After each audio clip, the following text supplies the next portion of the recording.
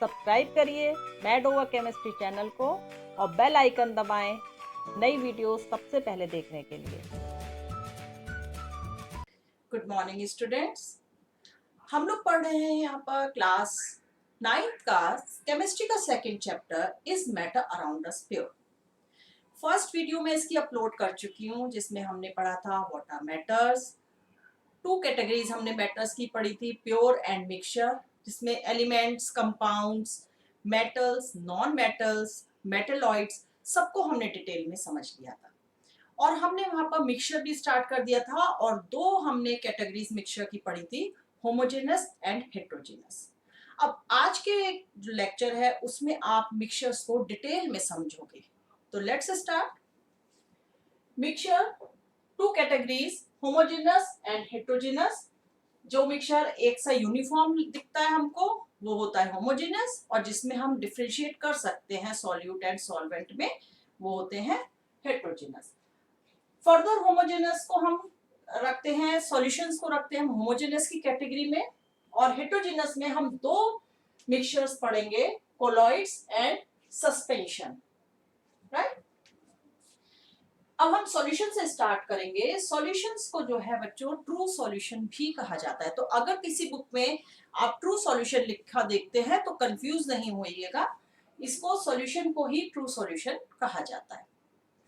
Homogeneous mixture बनाते हैं, जैसा कि होमोजेनस की ही कैटेगरी में आता है, तो सॉल्यूशंस जो है वो होमोजेनस मिक्सचर बनाते हैं। हम कंपैरेटिव स्टडी करेंगे जिससे आपको ईच एंड एवरी डिफरेंस इनका बिल्कुल क्लियर हो जाएगा। इस सॉल्यूशन का जो ट्रू सॉल्यूशन होता है इसमें कौन कौन से कंपोनेंट होते हैं आप पढ़ चुके हैं पहले कि जो सॉल्यूशंस है उसके दो कंपोनेंट होते हैं। अभी तक आपने ट्रू सॉल्यूशंस ही पढ़ रखे थे। तो ट्रू सॉल्यूशंस जो होते हैं इसके दो कंपोनेंट होते हैं, सॉल्वेंट एंड सॉल्यूट। सॉल्वेंट जो लार्जर अमाउंट में होता है और सॉल्यूट जो लिटिल अमाउंट में मिक्स करा जाता है। सपोज पानी है, पानी क्या हो गया, सॉल्वेंट हो गया, और उसमें शुगर या सॉल्ट जो आप मिलाओगे वो क्या हो जाएगा, solute. Colloids may appear to be homogeneous, but it is a heterogeneous mixture. Very important to remember. जो कोलाइडल सॉल्यूशन होते हैं ये हेट्रोजेनस की कैटेगरी में है और इनको हम कोलाइडल सॉल्यूशंस भी कहते हैं। तो कहीं पर आपको कोलाइड्स लिखा दिखेगा तो it is equal to colloidal solutions, आप उसमें कंफ्यूज नहीं करना, इसलिए मैंने दोनों नेम इसके लिख रखे हैं जिससे आपको कंफ्यूजन ना हो। देखिए, देखने में जो कोलाइडल सॉल्यूशन होता है वो बिल्कुल आपको क्लियर होमोजेनस लगेगा, लेकिन जब हम अंडर माइक्रोस्कोप देखते हैं तो इसके पार्टिकल्स हमको बिल्कुल सेपरेट दिखते हैं जो सॉल्यूट के पार्टिकल्स होते हैं। अभी हम एग्जांपल से समझेंगे। इसके कंपोनेंट्स क्या होते हैं, dispersed phase and dispersion medium. जिस तरह से सॉल्यूट होता है तो सॉल्यूट को यहाँ पर कहते हैं डिस्पर्स्ड फेज, एंड जो सॉल्वेंट होता है उसको कहते हैं डिस्पर्जन मीडियम। तो ये नई टर्म है आपके लिए, इसको अंडरलाइन करिए और ध्यान रखनी है आपको। नाउ सस्पेंशन, सस्पेंशन का कोई सेकंड नेम नहीं है, सस्पेंशन को सस्पेंशन ही कहा जाता है। हेट्रोजीनस, प्योर हेट्रोजीनस मिक्सचर है जो देखने में भी हमको हेट्रोजीनस ही दिखेगा, ऐसा नहीं कि वो हमें होमोजेनस की तरह लगेगा, वो तो कोलाइडल हो जाएंगे जो आपको होमोजेनस लगते हैं, लेकिन जो सही में होता है वो हेट्रोजेनस होते हैं। जो सस्पेंशन होते हैं ये हेट्रोजेनस मिक्सचर्स ही होते हैं। इसके कंपोनेंट क्या होंगे, सस्पेंडेड पार्टिकल्स एंड मीडियम।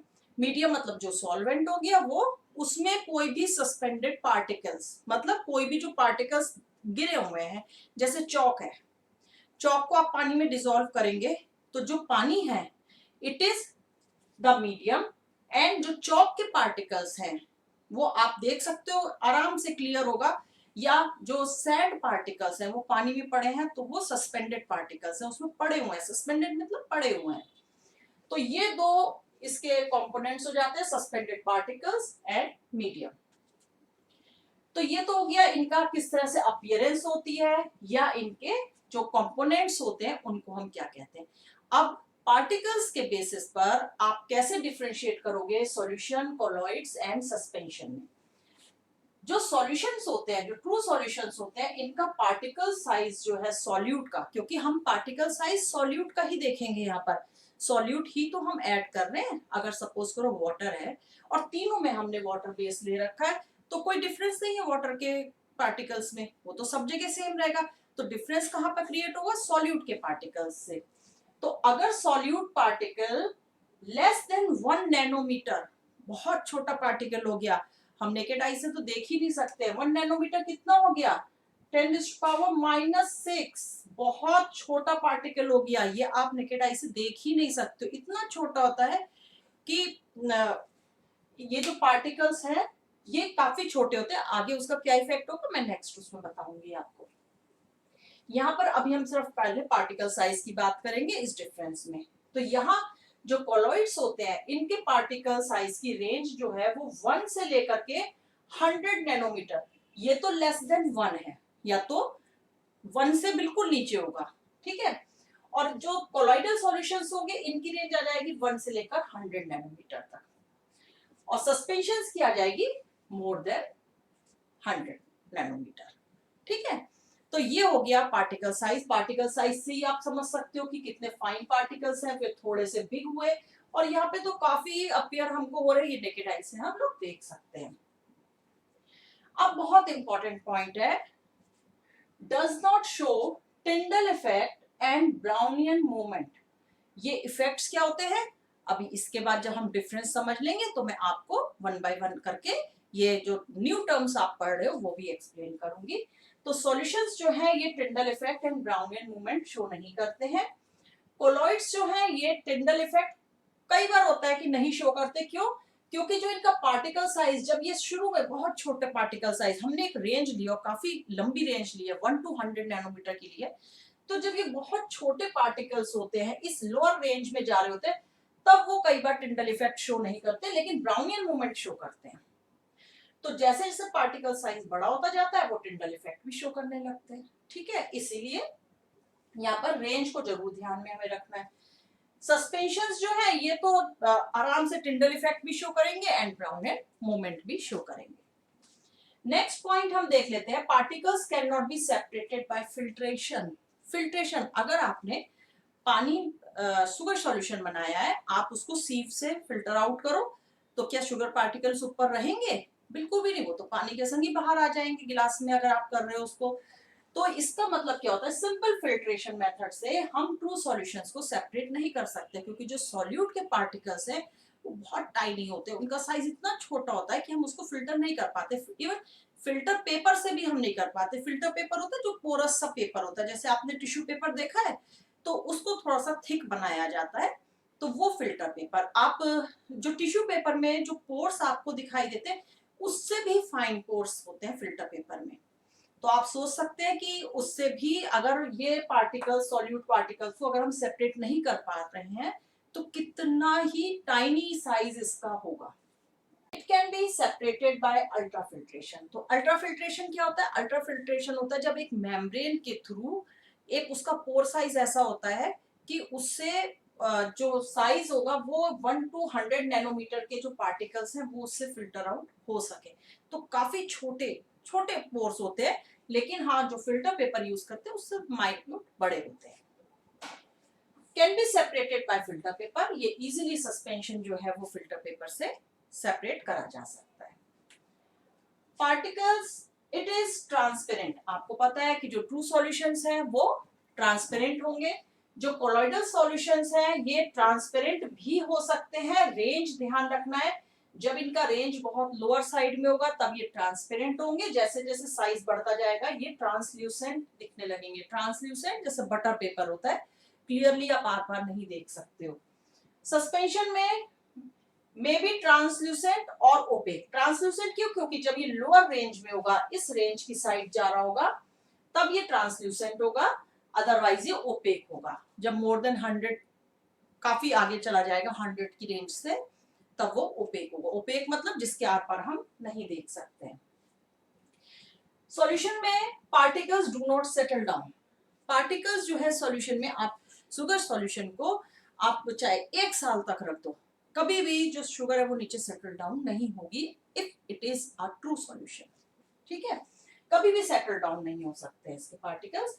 लेकिन जो कोलॉइडल के हैं पार्टिकल्स स्टेबल होते हैं और सेटल ओनली ऑन सेंट्रीफ्यूगेशन। वैसे पार्टिकल स्टेबल होते हैं, लेकिन अगर हम कोई फिजिकल मेथड अप्लाई करेंगे तो ये सेपरेट हो जाता है। सेंट्रीफ्यूगेशन होता है जब किसी भी डेंसिटी का डिफरेंस हो और उस जो सॉल्यूशन है उसको बहुत स्पीड से घुमाया जाता है, तो जो लोअर डेंसिटी वाले हैं वो ऊपर फ्लोट कर जाते हैं और हाई डेंसिटी वाले नीचे रहते हैं। तो वो अभी हम डिटेल में इसके मेथड्स में समझेंगे। Unstable and settle down on its own. अगर आप थोड़ी देर भी सैंड और वाटर इसके मिक्सचर को रख दोगे तो थोड़ी देर में क्या होगा, सैंड जो है सारी सेटल डाउन हो जाएगी। चॉक पाउडर एंड वाटर का मिक्सचर, तो चॉक पाउडर जो है थोड़ी देर में सेटल डाउन हो जाएगा। तो बहुत ही अनस्टेबल होते हैं पार्टिकल्स, सॉल्यूशन में बल्क में स्टेबल नहीं रहते हैं। एग्जाम्पल हम देखेंगे सी वाटर, अलॉयज। अलॉयज जब मिक्सचर मेटल्स एंड मेटल्स का मिक्सचर हो या मेटल्स जब नॉन मेटल्स के संग मिक्सचर फॉर्म करते हैं तो उनको अलॉयज कहते हैं। जैसे ब्रास हो गया, स्टील जो आप घर में स्टेनलेस स्टील यूज करते हो वो हो गया, कॉपर हो गया। तो हम इसको डिटेल में पढ़ेंगे। कॉपर के जो वेसल्स होते हैं वो actually. Alcohol in water. Alcohol क्या होता है? अल्कोहल बेटा ऑर्गेनिक सब्सटेंस होता है, एक सॉल्वेंट होता है जो ज्यादातर जो ये बेवरेजेस होते हैं, जो आप कह लीजिए जो वाइन होती हैं, बियर होती हैं, इनका मेन कंपोनेंट होता है अल्कोहल। ठीक है, तो alcohol in water. Sugar solution, ये नया वर्ड है आपके लिए, टिंचर ऑफ आयोडीन। ये ध्यान रखना है, जो भी नए वर्ड्स मैं आपको पढ़ा रही हूँ उनको आपको अंडरलाइन करके रखना है। टिंचर ऑफ आयोडीन क्या होता है? आयोडीन, सॉलिड आयोडीन को, सॉलिड आयोडीन को, सॉलिड आयोडीन को जब हम अल्कोहल में मिलाते हैं तो it will form tincture of iodine. ठीक है। एरिएटेड ड्रिंक्स, जो भी सोडा वाटर होता है या कोल्ड ड्रिंक आप पीते हो तो उसमें क्या, जब कार्बन डाइऑक्साइड गैस है वो अंडर प्रेशर लिक्विड में, सॉल्वेंट उसमें क्या होगा, लिक्विड, उसमें फिल करी जाती है। तो वो एक सा मिक्सचर दिखता है आपको, कोई कार्बन डाइऑक्साइड तो दिखती नहीं है उसमें, सिर्फ जब आप बॉटल ओपन करते हो तो वो एकदम से निकलती है प्रेशर के साथ। अदरवाइज आप उसका अगर सॉल्यूशन रखा देखोगे या कोल्ड ड्रिंक को आप गिलास में रखा देखोगे तो then you are not able to distinguish the solvent and the carbon dioxide, right? So this is the example of true solution. Now come to colloid solution. Colloid, milk।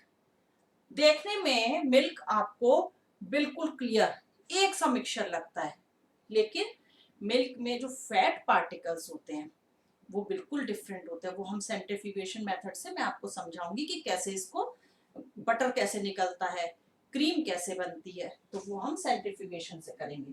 Milk of magnesia, ये भी new word है आपके लिए। Milk of magnesia actually new नहीं है, ये आपने जब एसिड बेस पढ़ा होगा तब आपने पढ़ा होगा। मिल्क ऑफ मैग्नीशिया होता है जो भी एंटी एसिडिटी, एंटा एसिड जिनको हम कहते हैं, वो जो मेडिसिन होते हैं जैसे जेलोसिल हो गई या डाइजीन हो गई, तो उसका उसमें जो मैग्नीशियम का जो मेन कंपोनेंट होता है उसको हम कहते हैं मिल्क ऑफ मैग्नीशिया। तो ये भी जब पानी में मिक्स करा जाएगा, आप जेलोसिल को कोई पानी में मिक्स करके देखिएगा अच्छे से, बिल्कुल आपको इक्वल सा सॉल्यूशन लगेगा। बट अगर हमने उसको टिंडल इफेक्ट करा उसका या ब्राउनियन मोशन उसका हमने देखा, वो मैं भी बताऊंगी आपको, तो हमें पता चल जाएगा कि ये कोलोइडल सॉल्यूशन है। जितने भी कॉफ सिरप होते हैं, कॉफ सिरप आपने देखा होगा कि जब आप लेकर के आते हो तो नीचे पाउडर सा होता है, फिर आप उसमें हॉट वाटर मिलाते हो, ठीक है, एंड शेक करते हो। अब वो जो सॉल्यूशन बन गया है आप बड़ा इजीली उसमें देख सकते हो, क्योंकि उसका पार्टिकल साइज जो है वो हायर रेंज में जा रहा होता है, तो आप उसको बड़े इजीली देख सकते हैं कि उसके जो सस्पेंडेड पार्टिकल्स होते हैं वो आपको विजिबल होते हैं। क्लाउड्स हो गए, क्लाउड्स है, क्लाउड्स में वाटर ड्रॉपलेट्स जो है वो सस्पेंडेड हैं। ऐसे हमें देखने में क्लाउड नहीं पता चल रहा है, लेकिन अगर आप बहुत ज्यादा हाई माउंटेन पे चले जाओगे देन यू विल फील कि जो वो वाटर पार्टिकल्स हैं, जो वाटर कंडेंस हो रहा है उसमें, वो आपको फील होगा। Now suspension, mixture of sand in water, बहुत क्लियर है, मिक्सचर ऑफ चॉकलेट वाटर, तो ये आपको क्लियर हो गया। अब इसके बाद हम इसको, आपको ऐसी कंपैरेटिव स्टडी करनी है। अब आप बड़ी क्लास में आ गए, आपको ये सोचना है कि जितना आप कंपैरेटिव स्टडी करोगे, जितना चीजों को कंपेयर करके पढ़ोगे, वो चीजें उतनी ज्यादा लर्न रहेंगी। सिर्फ एक ही पॉइंट से आपने 3 चीजें याद करनी है। तो इस तरह से स्टडी करने की आप हैबिट डालिए और इसको नोट डाउन करिए, तब इसके बाद फिर मैं आपको जो मैंने न्यू टर्म्स अभी यूज करी हैं उनसे आपको थोड़ा सा फैमिलियर करती हूँ, राइट। इसको नोट डाउन कर लीजिए फटाफट। हाँ जी, तो चलिए अब समझ लेते हैं हम जो न्यू टर्म्स हमने पढ़ी। अलॉयज बहुत इंपॉर्टेंट टर्म है। अलॉय क्या होता है बच्चों? मिक्सचर। मैंने आपको बताया कि मेटल या मेटल, दो मेटल आपस में मिक्स हो, दो या दो से ज्यादा मेटल आपस में मिक्स हो जाए, या मेटल्स का कॉम्बिनेशन नॉन मेटल्स के संग बना दिया जाए, तो उस तरह का जो मिक्सचर बनता है उसको हम कहते हैं अलॉय। होमोजेनस मिक्सचर होता है, ये हेट्रोजेनस मिक्सचर नहीं है, होमोजेनस मिक्सचर होगा। ठीक है, तो ये हमको ध्यान रखना है। और ऐसा मिक्सचर जो जो नया सब्सटेंस बनता है उसको हम कभी भी फिजिकल मेथड से सेपरेट नहीं कर सकते, ना हम उसको छान सकते हैं। किसी भी तरह के फिजिकल मेथड हम सेपरेशन के पढ़ेंगे तो कोई भी जो फिजिकल मेथड होगा हम उससे उसे सेपरेट नहीं कर सकते। अब इसको समझ लेते हैं डेफिनेशन से। आर मिक्सचर ऑफ टू और मोर मेटल्स और मेटल्स एंड नॉन मेटल, ये एक तरह का मिक्सचर हो गया और ये दूसरे तरह का मिक्सचर हो गया। And can not be separated by physical methods. जैसे ब्रास हो गया, brass is a mixture of zinc and copper. जो ब्रास पीतल जो होता है उसमें कॉपर और जिंक जो है वो कुछ परसेंटेज में 70:30 की रेशियो में मिलाया जाता है। ये ध्यान रखना है कि जब भी एलॉय बनेगा उसमें एक फिक्स्ड रेशियो में होता है। तो अभी आपको इसको आगे क्लास में पढ़ना है इसलिए मैं बहुत डिटेल में नहीं जाऊंगी, लेकिन मैंने जरूरी समझा कि एक होमोजेनस मिक्सचर होता है तो आपको यहाँ पर मैं इससे इंट्रोड्यूस करवा दूं। इसके बाद आता है टिंडल इफेक्ट। ये आपको अब जो ये चीजें आप पढ़ रहे हो, जितनी भी ये चीजें आप पढ़ रहे हो, ये आपको बहुत अच्छे से समझनी है, बहुत अच्छे से लर्न करनी है। क्लास 12th तक अगर आप पीसीएम या पीसीबी लेके पढ़ेंगे तो क्लास 12th तक आपको ये चीजें पढ़नी है और जो बोर्ड एग्जामिनेशन में भी पूछी जाती हैं। तो आप समझ सकते हो कि कितना इंपॉर्टेंट टॉपिक अब आज आप पढ़ रहे हैं। तो टिंडल इफेक्ट होता है द पार्टिकल्स ऑफ कोलॉइड। जो कोलॉइड होते हैं, मैंने आपको बताया था पार्टिकल साइज 1 से 100 नैनोमीटर की रेंज में होता है। तो जो the particle of the colloid are large enough to scatter a beam of light passing through it, make its path visible, this is called Tyndall effect. इसको अब मैं आपको एक्सप्लेन करती हूँ, लेकिन ये डेफिनेशन आपको एज इट इज लर्न करनी है। देखिए, अगर कोई सॉल्यूशन है, कोई बीकर है, इसमें यहाँ पर कोलॉइडल पार्टिकल्स में बड़े बना रही हूँ थोड़े से, कोलॉइडल पार्टिकल्स हैं, ठीक है। अब कोई बीम ऑफ लाइट आती है। बीम ऑफ लाइट क्या होता है? स्ट्रेट लाइट, ठीक है। जब नंबर ऑफ रेज आ रही होती है तो हम उसको बीम ऑफ लाइट कहते हैं, या आप पहले प्रीवियस क्लासेस में पढ़ चुके हैं। ये बहुत सारी beam of light, this is called beam of light. अब ये बीम ऑफ लाइट जब आएंगी तो ये क्या करती है, ये आकर के यहाँ पर सपोज करो एक पार्टिकल है, इससे टकराई, इसने क्या कर दिया, इसको स्कैटर्ड कर दिया, फैला दिया। ऐसे ये लाइट आई, इसने इसको स्कैटर कर दिया। ये बीम ऑफ लाइट आई, इसने इसको ऐसे करके स्कैटर कर दिया। ये बीम ऑफ लाइट आई, इसने इसको इस तरह से स्कैटर कर दिया। तो अब ये क्या करेगा, जो ये लाइट आ रही थी पार्टिकल्स से टकरा करके इधर उधर स्कैटर हो गई। जब ये स्कैटर हो जाएगी तो ये क्या होगा, हमें ये जो पार्ट है इसका, जब लाइट यहाँ पर इतनी स्प्रेड हो गई तो हमें ये जो लाइट इसके थ्रू पास होगी वो लाइट हमको विजिबल होगी। अगर आपने एक गिलास पानी लिया, कोलॉइडल सॉल्यूशन लीजिए। कोलॉइडल सॉल्यूशन आप घर में ही बना सकते हो। जो स्टार्च होता है, जो कपड़ों में स्टार्च लगाया जाता है, कपड़ों को, कॉटन के कपड़ों को थिकन करने के लिए, तो उस स्टार्च को आप जब वाटर में डिसॉल्व करोगे और उस ट्रांसपेरेंट गिलास को, एक्चुअली ट्रांसपेरेंट गिलास मतलब कांच का गिलास, ठीक है, तो उसमें आप जब उस सॉल्यूशन को, स्टार्च सॉल्यूशन को भरोगे और एक पर्टिकुलर एंगल से आप टॉर्च से भी लाइट डालोगे, और जिस एंगल से आप लाइट डाल रहे हो उसके राइट एंगल से आपको देखना, थोड़ा सा ये समझने वाली चीज होती है कि अगर लाइट इधर से पड़ रही है तो आप इसका राइट एंगल किधर होगा, आपकी आई इधर होनी चाहिए विजिबल करने के लिए, तब आपको ये स्कैटरिंग ऑफ लाइट जो है वो विजिबल होगी। This is called Tyndall effect. अब ये उसमें क्यों नहीं होता है ट्रू सॉल्यूशंस में? क्योंकि ट्रू सॉल्यूशंस के पार्टिकल्स इतने टाइनी होते हैं कि वो इस लाइट को स्कैटर ही नहीं कर पाते हैं। अब आप समझो, आप रोड पे चल रहे हो और कोई एक छोटा सा स्टोन पड़ा हुआ है, तो क्या ये आपको आपके लिए एक हर्डल क्रिएट करेगा? आप बड़े आराम से निकलते चले जाओगे। अगर एक छोटा इतना बड़ा भी कंकड़ है और वो आपके पैर के नीचे आ जाएगा तो क्या होगा, आप एकदम से थोड़ा सा डेविएट हो जाओगे, जिस पाथ पे आप जा रहे हो उससे डेविएट हो जाओगे, है ना। तो दिस इज कॉल्ड, उसी तरह से यहाँ पर होता है कि अगर छोटा छोटा पार्टिकल है तो लाइट उसके थ्रू आराम से पास हो जाती है, कोई इसका पाथ विजिबल नहीं होगा, वो लाइट को स्कैटर नहीं कर पाते हैं। लेकिन अगर पार्टिकल साइज बड़ा हो गया है तो लाइट जब उससे टकराएगी तो वो उसके डेविएट कर देंगे। अगर स्ट्रेट लाइन में लाइट जा रही थी तो उसको थोड़ा सा फैला देंगे, और जैसे ही वो लाइट को फैलाएंगे तो ज्यादा पोर्शन में लाइट आ जाएगी तो इट इज विजिबल टू अस।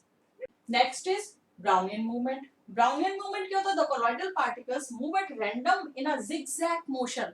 कहीं भी जा रहे हैं, किसी भी तरह से, किसी भी डायरेक्शन में इस तरह से मूव कर रहे हैं, in all directions, this type of zigzag motion of particles is known as Brownian movement. बहुत इंपॉर्टेंट है दोनों टर्म्स, इवन ये अलॉयज भी बहुत इंपॉर्टेंट है। तो जब भी कोई कोलॉइडल, और दोनों ही जो है ये कोलॉइडल पार्टिकल्स की ही प्रॉपर्टी है, ये आपको ध्यान रखना है कि ये दोनों इफेक्ट मेनली आपको कोलॉइडल पार्टिकल में दिखेंगे, सस्पेंशन में भी दिखते हैं, बट मेनली आपको इसमें याद रखना है कि कोलॉइडल्स में कोलॉइडल ही ज्यादा पढ़े जाते हैं। तो जो पार्टिकल्स हैं ये सपोज करिए ये पार्टिकल्स हैं, ठीक है, तो ये ऐसे हमने दिखा दिया, बट ये ऐसे नहीं रहते सॉल्यूशन में। ये किस तरह से रहेंगे, ये पार्टिकल जो है, ये पार्टिकल ये इधर कहीं मूव कर रहा है, कभी इधर मूव कर रहा है, कभी इधर मूव करेगा, कभी इधर मूव कर जाएगा, कभी इधर मूव कर जाएगा, कहीं पर भी ये जिगजैग पैटर्न में आड़ा टेढ़ा होकर के मूव करते रहते हैं। तो इस तरह का जो मूवमेंट होता है उसको कहते हैं ब्राउनियन मूवमेंट। अब हम देख लेते हैं हमने कहाँ देखा है। हमने बहुत बार देखा है, आपने भी देखा है। कभी भी आपने जब बिल्कुल रूम में अंधेरा होता है, दिन में आप रेस्ट कर रहे होते हो आफ्टरनून के टाइम, और आपने विंडोज वगैरह भी बंद करी होती हैं, लेकिन कहीं पर हल्की सी जो झिर्री कहते हैं उसको, या जरा सा स्पेस जो कहते हैं, या कहीं पे हल्का सा एक होल होगा, उसके थ्रू जो सनलाइट है वो एंटर कर रही होती है। अब आप उसको ध्यान से देखिएगा, वहां पर आपको बहुत सारे पार्टिकल्स ऐसे ट्विस्ट करते हुए उसी लाइन में, जिस एक स्ट्रेट लाइन जो आपको लाइट की दिख रही है, उसी में बहुत सारे पार्टिकल्स ऐसे मूव करते हुए दिखते हैं। This is the Brownian movement.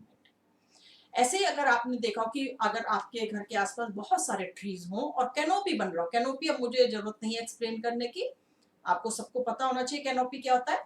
तो कैनोपी से जो थोड़ी थोड़ी सी जो लाइट निकल के फिल्टर होकर के आ रही होती है, तो वो जब आप अपने सराउंडिंग में देखते हो तो वो जो लाइट आ रही होती है वहां पर आपको बहुत सारे पार्टिकल्स जो है वो मूव करते हुए दिख जाएंगे। तो this is called Brownian movement. अब आ जाते हैं हम टाइप्स ऑफ कोलॉइड्स पर, बहुत इंपॉर्टेंट है। मैंने काफी कोशिश करी कि एक संग इनको ग्रुप कर दूं जिससे आपको समझना इजी रहे, और बहुत इजीली लर्न हो जाते हैं। ये सारी चीजें जो है आप अपनी डेली लाइफ में यूज करते हो या देखते हो तो बहुत इंटरेस्टिंग आपको लगेगा कि ऐसा भी होता है, ये तो हमने कभी सोचा ही नहीं था कि ये साइंस से हम कैसे रिलेट करेंगे, लेकिन आज आप रिलेट करना इसको सीखोगे। पहला जो कोलॉइड है उसको हम कहते हैं एरियोसॉल। एरियोसॉल मतलब एरियो एंड लिक्विड। तो लिक्विड देखिए, डिस्पर्स्ड कोलॉइडल्स का मैंने आपको बताया कि डिस्पर्जन मीडियम होता है एंड डिस्पर्स्ड फेज होती है, तो उसी के रेफरेंस में हम बात करेंगे। पहले हम पढ़ेंगे डिस्पर्स्ड फेज, फिर देखेंगे डिस्पर्जन मीडियम, फिर हम समझेंगे एग्जांपल। तो जो एरोसॉल होता है इसकी जो डिस्पर्स्ड फेज होती है, डिस्पर्स्ड फेज मतलब जो सॉल्यूट होता है वो लिक्विड होता है, और वो किस में डिसॉल्व होता है, गैस में। लिक्विड इन गैस, इसको किस तरह से रीड करना है, aerosol is a mixture of liquid in gas. Liquid जो है वो गैस में मिक्स हुआ है, और बहुत इजीली आप समझ सकते हो कि फॉग हो गया या क्लाउड हो गया। क्लाउड क्या है, गैस है पूरा, और उसमें जो लिक्विड है, जो वाटर पार्टिकल्स हैं वो सस्पेंडेड है। क्लियर हो गया, दिस इज एरोसॉल। सेकंड, इसको भी हम एरोसॉल ही कहेंगे जब लिक्विड की जगह सॉलिड आ जाएगा। सॉलिड जब गैस में सस्पेंडेड होते हैं तब इसको कहते हैं हम एरोसॉल। जैसे स्मोक, स्मोक क्या है, गैस है, उसमें कार्बन के पार्टिकल सस्पेंडेड हो गए, carbon is solid. Automobile exhaust है, जो ऑटोमोबाइल है उससे जो भी धुआं निकलता है वो भी सारा इसी एरोसॉल का एग्जाम्पल है। बिल्कुल क्लियर हो गया होगा ये। नेक्स्ट आता है फोम। फोम होता है डिस्पर्स्ड फेज, इसमें गैस होगी, एंड डिस्पर्जन मीडियम लिक्विड होगा। इसका देखो अपोजिट हो रहा है, थोड़ा सा ध्यान देना। आप जब मैं आपको समझा रही, देखो यहाँ पर लिक्विड से गैस था, यहाँ पर फोम में गैस से लिक्विड हो गया, मतलब gas is dissolved in liquid. और बहुत कॉमन एग्जांपल है शेविंग क्रीम। आपने देखा होगा, आपके पापा यूज करते होंगे, आपके फादर यूज करते होंगे शेविंग क्रीम। तो उसमें जो बेस होता है वो लिक्विड होता है, लेकिन उसके अंदर गैस फिल होती है, तभी वो इतना फोमी सा हो जाता है। ठीक है। नेक्स्ट फॉर्म है, जैसे यहाँ पर गैस, सॉलिड इन गैस था, यहाँ पर रिवर्स कर दो, गैस इन सॉलिड। क्लियर हो गया? इतना कहीं याद करने में आपको दिक्कत नहीं होनी चाहिए। गैस जो है वो when suspended in solid medium. तो इसका एग्जांपल रबड़, जो रबड़ हम यूज करते हैं, लेटेक्स होता है वो। स्पॉन्ज हो गया, आप देखो स्पॉन्ज जो होता है उसमें सॉलिड है स्पॉन्ज, उसमें पोर्स है, तो उसमें क्या होता है, गैस सस्पेंडेड रहती है, गैस फिल रहती है। प्यूमिक, प्यूमिक स्टोन होता है बच्चों, जो क्लीनिंग के लिए, स्क्रब करने के लिए यूज करा जाता है। ठीक है। तो उसमें भी छोटे छोटे, जैसे फोम की तरह आप समझ लो, लेकिन फोम जो है वो सॉफ्ट होता है और प्यूमिक जो है वो स्टोन होता है, उसमें छोटे छोटे वैसे होल्स होते हैं। Right. Next is emulsion. Emulsion क्या होगा, लिक्विड इन लिक्विड, हमेशा याद रखिए। इमल्शन जैसे लिक्विड इन लिक्विड, जैसे आपकी फेस क्रीम हो गई। फेस क्रीम में क्या होता है, आप थोड़ा दिन उसको ऐसे ही रखा रहने दीजिए, या घर में आप कोई भी क्रीम देखिएगा अगर एक्सपायर्ड हो गई है तो आप देखेंगे कि 2 लिक्विड उसमें अलग हो गए हैं। तो उसको एक इसीलिए एक्सपायरी डेट दी होती है, क्योंकि उसमें स्टेबलाइजर मिलाया जाता है। जब वो स्टेबलाइजर की लाइफ एक्सपायर हो जाती है तो उसकी एक्सपायरी डेट उसी के अकॉर्डिंग दी जाती है। तो ये दोनों लिक्विड जो है वो सेपरेट हो जाते हैं।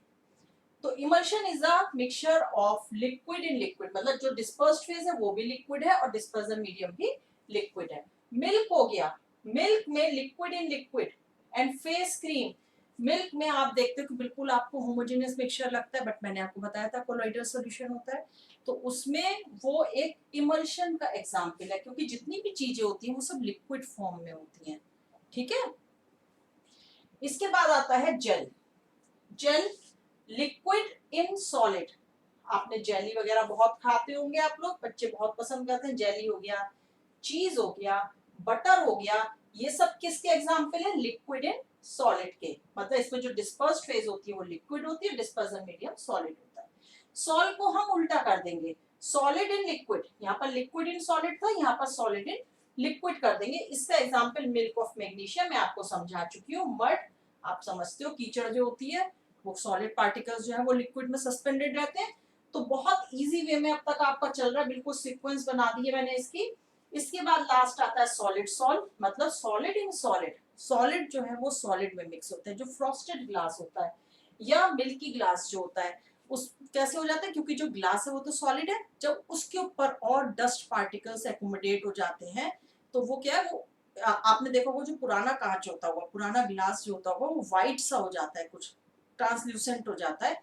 तो वो उसको हम कहते हैं सॉलिड सॉल्ट। या जेम स्टोन्स, जो स्टोन्स पहने जाते हैं, फिंगर में पहनते हैं, और वो जो कलर्ड होंगे वो भी इसी का एग्जाम्पल है। तो ये सारे एग्जाम्पल बच्चों आपको याद करने पड़ेंगे। इसका मैंने आपको थोड़ा सा इस तरह से अरेंज कर दिया कि आपको लर्न करने में मुश्किल नहीं होगी, लेकिन आपको इसके एग्जाम्पल लर्न करने मस्ट है, और ये बहुत हेल्पफुल रहेगा आपका आगे तक के लिए। तो अभी आपका जब इंट्रोड्यूस हुआ तो अभी इसको याद करके चलिए। तो जल्दी से इसको नोट डाउन कर लीजिए। इसके बाद में एक कंसंट्रेशन टर्म और आपको पढ़ाऊंगी आज के लेक्चर में, बस उसके बाद फिर ये लेक्चर ओवर हो जाएगा। अब हम पढ़ेंगे कंसंट्रेशन ऑफ सॉल्यूशन। बिल्कुल टिपिकल, अब आप केमिस्ट्री में एंटर कर चुके हो। आप देख रहे हो किस खूबसूरती से आपका सिलेबस जो है वो डिजाइन करा गया है। बिल्कुल जो प्राइमरी चीजें प्राइमरी क्लासेस में आपने पढ़ी थी वहां से पढ़ करके आपको अब केमिस्ट्री के वर्ड में ले आए हैं। तो अब इसको ध्यान से समझना, क्योंकि अब यहाँ से अब आपकी केमिस्ट्री प्रॉपर शुरू हो गई है। Concentration of solution, what is the concentration of solution? पहले हम डेफिनेशन से देख लेते हैं, फिर मैं एक्सप्लेन करूंगी। Is the amount of solute present in a given amount of solution. कोई भी, अगर मुझे 1 kg कोई भी सॉल्यूशन दिया हुआ है तो उसमें जितना सॉल्यूट की अमाउंट मैं डिसॉल्व कर रही हूँ, this is called the concentration. In short हम ये कह सकते हैं कि किसी भी सॉल्यूशन में जितनी अमाउंट सॉल्यूट की प्रेजेंट होती है उसको हम कंसंट्रेशन ऑफ सॉल्यूट कहते हैं। तो इसके बेसिस पर कि कितनी अमाउंट प्रेजेंट है सॉल्यूट की किसी भी सॉल्यूशन में, जो सॉल्यूशंस हैं उनको टू कैटेगरीज में डिवाइड करेंगे, saturated solution and unsaturated solution. ये आपने पढ़ी हुई है टर्म्स। सैचुरेटेड सॉल्यूशंस क्या होते हैं? जिनमें आप जब आपने डिसॉल्व करना शुरू करा सॉल्यूट को, तो एक स्टेज ऐसी आती है जहां पर और डिसॉल्व होना, डिसोल्यूशन जो है वो स्टॉप हो जाता है, मतलब और सॉल्यूट को आप डिसॉल्व नहीं कर पाते। जैसे अगर आपने एक गिलास वाटर है, उसमें 4 स्पून शुगर के डाल दी और आप डिसॉल्व कर रहे हो उसको, वो हो रहा है आराम से। अब आप 5 करिए, 6 करिए, 7 करिए, 8 करिए, एक स्टेज ऐसी आएगी कि जब शुगर जो है उसमें डिसॉल्व होना बंद कर देगी, then it will called a saturated solution. ठीक है, तो a solution in which no more amount of solvent can be, no more amount of solute आएगा यहाँ पर, solute can be dissolved at given temperature. एक टेम्परेचर लेकिन fix रखना है हमको, एक ही टेम्परेचर पर कर रहे हैं। ये नहीं हमने टेम्परेचर 4 स्पून एक टेम्परेचर पे, रूम टेम्परेचर पे डाले, फिर हमने उसको गर्म कर दिया, फिर उसमें 4 स्पून और डाल दी, वैसे नहीं। टेम्परेचर आपको सेम रखना है।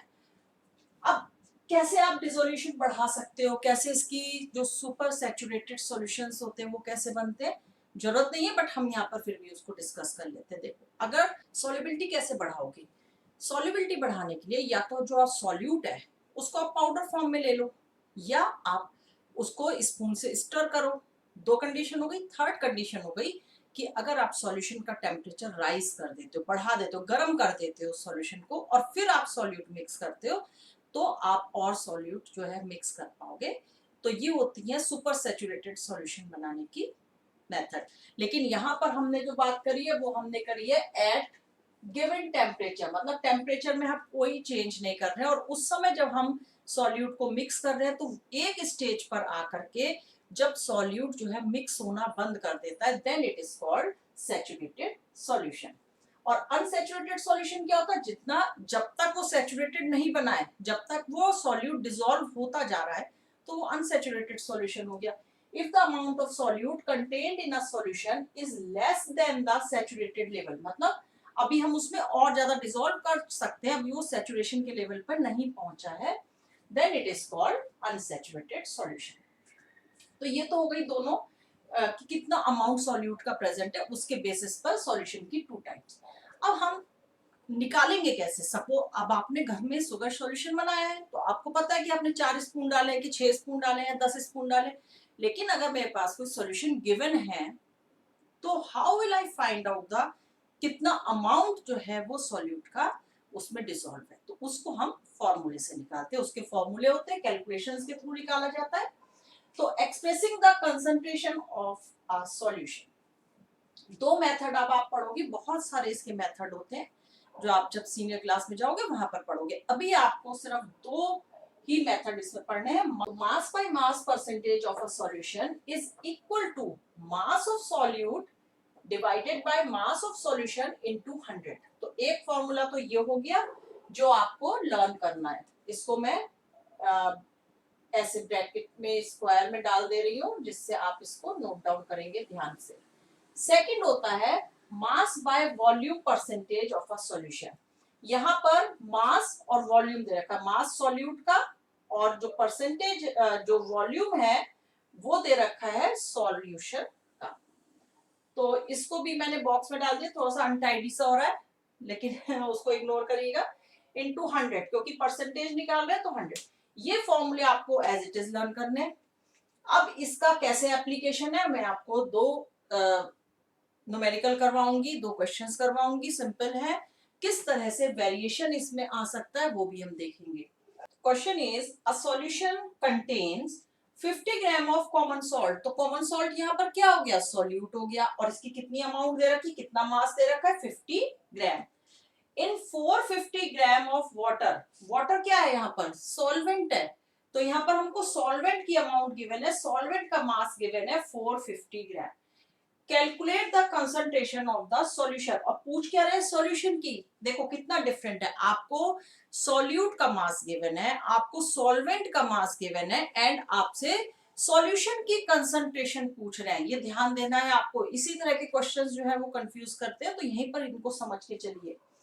तो कैसे हम निकालेंगे कंसंट्रेशन ऑफ सॉल्यूशन, ये हमने कंसंट्रेशन ही तो निकालने के लिए फॉर्मूला लिखा है। तो concentration of solution is equal to mass of solute divided by mass of solution into 100। लेकिन हमारे पास मास ऑफ सॉल्यूशन तो है ही नहीं, हमको तो मास ऑफ सॉल्वेंट दे रखा है। तो आप मास ऑफ सॉल्यूशन कैसे बनाएंगे, solute plus solvent, it will form solution. तो दोनों का मास आप ऐड कर दोगे। सॉल्यूट का मास आपको गिवन है और सॉल्यूशन का मास आप कैसे निकालोगे, सॉल्यूट का मास एंड सॉल्वेंट का mass into 100, it will come 500 ग्राम। 500 ग्राम आ गया अब आपका मास ऑफ सॉल्यूशन। इसको सॉल्व करेंगे तो it will come 10%, right. Next question देख लीजिए, 4 gram of a solute is dissolve in 40 gram of water, calculate the solubility of the solute. अब देखिए यहाँ पर भी सॉल्यूट दे रखा है एंड ये 40 ग्राम दे रखा है सॉल्वेंट। अब इसमें आपको कंसंट्रेशन नहीं निकालनी है, आपको सॉल्युबिलिटी निकालनी है कि सॉल्युबिलिटी ऑफ द सॉल्यूट, मतलब जो कंसंट्रेशन निकालनी है वो आपको सॉल्वेंट में निकालनी है, आपको सॉल्यूशन में नहीं निकालनी है। यहाँ पर ये डिफरेंस, मैंने इसीलिए दोनों डिफरेंट टाइप के क्वेश्चंस लिए हैं जिससे आप क्लियर समझ सको। तो सॉल्युबिलिटी क्या कैसे होता है फॉर्मूला, सॉल्युबिलिटी सेम कंसंट्रेशन की ही टर्म है, लेकिन यहाँ पर चेंज क्या आएगा कि यहाँ जो आप पढ़ रहे थे मास ऑफ सॉल्यूशन था, लेकिन यहाँ पर जो सॉल्युबिलिटी है वो मास ऑफ सॉल्वेंट में आ जाएगी। तो solubility is equal to mass of solute divided by mass of solvent into 100। तो सिंपल वैल्यूज दे रखी है आपको, सॉल्यूट दे रखा है 4 ग्राम, सॉल्वेंट आपको दे रखा है 40 ग्राम, इनटू 100 करिए 10 ग्राम अमाउंट जो है वो सॉल्यूट की 40 ग्राम वाटर में डिसॉल्व हो सकती है, राइट। तो ये क्लियर हो गया, ये क्वेश्चंस आपको प्रैक्टिस करने हैं और इसको चैप्टर को बहुत अच्छे से आपको पढ़ना है। आराम से पढ़िए, वीडियो को पॉज करके नोट्स बनाइए और एक एक चीज को ध्यान से पढ़िए। और अगर आपको लगता है कि केमिस्ट्री जो है आपको अब थोड़ा सा हाई लेवल पे चली जा रही है, धीरे धीरे स्टेप बाय स्टेप जा रही है, तो अगर आपको लग रहा है कि आप कंफर्टेबल हो तो आप मेरे को चैट बॉक्स में जरूर बताइएगा कि आपको अभी तक कुछ बोरिंग या कुछ आपको डर स्केर्ड वाली चीज तो नहीं लगी ना केमिस्ट्री से। तो वो आप मेरे को चैट बॉक्स में बताएंगे तो उससे मेरे को और ज्यादा मोटिवेशन मिलेगा कि मैं आपको और लाइव एग्जांपल्स के संग समझा सकूं। तो तब तक आप इसको प्रैक्टिस करिए। नेक्स्ट जो आपका लेक्चर होगा उसमें हम लोग डिस्कस करेंगे। अब हमने सब पढ़ लिया है, मिक्सचर्स पढ़ लिए हैं, सॉल्यूशंस पढ़ लिए हैं, होमोजेनस सॉल्यूशंस पढ़ लिए हैं, हेट्रोजेनस पढ़ लिए, सब चीजें पढ़ ली हैं। अब हम लास्ट जो पढ़ेंगे वो हम पढ़ेंगे कि किस तरह से इन मिक्सचर्स को हम सेपरेट कर सकते हैं, कौन से वो फिजिकल मेथड होते हैं। हमने बहुत बार नाम लिया फिजिकल मेथड्स, तो अब हम डिटेल में उन फिजिकल मेथड्स को पढ़ेंगे। तो till then take care and keep studying.